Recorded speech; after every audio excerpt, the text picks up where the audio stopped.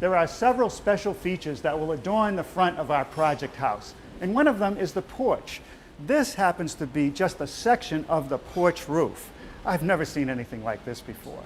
This outer edge on the side is straight and the front is straight, but everything else is curved, including this hip rafter and all the other rafters.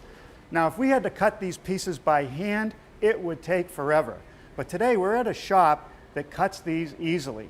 And at the heart of this operation is a computer. Peter Murray is the owner of this shop. Hi, Peter. Norman, how are you? Good. Now, I see here that you have a 3D drawing of our project, and we just looked at this section of the roof. But now you see the whole thing, and there are a lot of curved parts in this. So how do you go from this to actually making the pieces?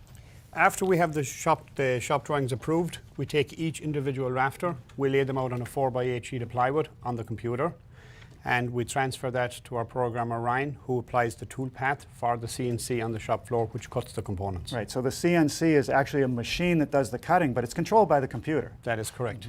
And if you walk over to the screen here, you will see an advanced simulation of the sheets actually being cut. The blank space represents the 4x8 sheet of plywood, and you can see the each individual component being cut. All right, so this is not just a layout. This is actually a simulation of the machine cutting it. And I can see that you waste very little material. That is correct. All right, I want to see the real thing, though. Let's go out in the shop. All right. The first part of the operation is to make the curved hip rafter. This here is one of the curved hip rafters that has already been fabricated. It's made of 2 layers of 3/4 inch plywood. All right, and I imagine you need a form and a vacuum bag. That is correct, and the vacuum table is over here with the form already in it. The form is right here with 2 sheets of 3/4 inch plywood that are going to be glued together, that are going to be vacuumed down to the form to create the curve. Okay, let's close it up.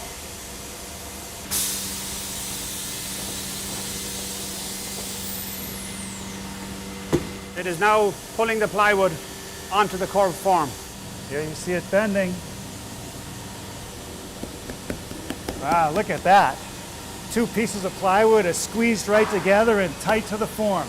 What would we do without vacuum bags? It would be very difficult without the vacuum bag. Let's see some cutting. Let's go to the machine. So we're over here at the CNC, which is about to cut the rafters for the roof. Wow, this is one big machine. Now, CNC stands for Computer Numeric Control, and that's the magic that makes this happen. That is correct. Right here we have the sheet that you saw previously on the advanced simulation. It's an 1.5 inch sheet of plywood, which we are about to cut the common rafters and the jack rafters out of. Over here, we have the curved hip rafter, which you previously saw being vacuum bagged. This right here is a form. We transfer the form over onto the CNC so that the material stays stable on it and doesn't compress. All right. Over here we have Ryan. Ryan has a handheld controller, which he uses to control the speed of the cutters and control the speed of the machine. The machine has 48 different cutters, which allows Ryan to pick and choose whichever cutter he wants to use for the operation. That's amazing. So it looks like we cut about 9 rafters. In how long? 20 minutes. Wow, that's amazing. Look at this. Perfectly arched. You know, if I had to make these by hand, I would have to make templates. I would have to rough cut the material, and never mind gluing it up. And then I would have to fine tune it. That would take days. That is correct. So this really does save a lot of time, and it's more accurate. Now I understand you're making some decorative brackets for the front of our house? That is correct. We're making them on another machine on the other side of the shop. This is the last part of one of the decorative brackets that goes underneath that roof that we saw earlier. The difference between this machine and the machine we just saw is it has a higher cutting capacity. And we need that when we're cutting the bracket. We need to elevate it off the table so that the 5-axis head can cut the tenons on the edge of the bracket.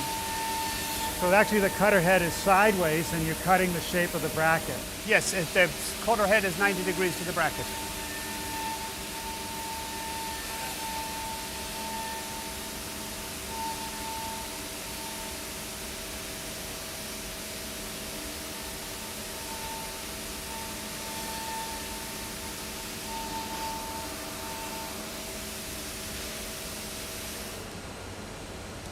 So you have the other 2 pieces of the bracket right here. Yes, let's dry fit it and see if it's going to work.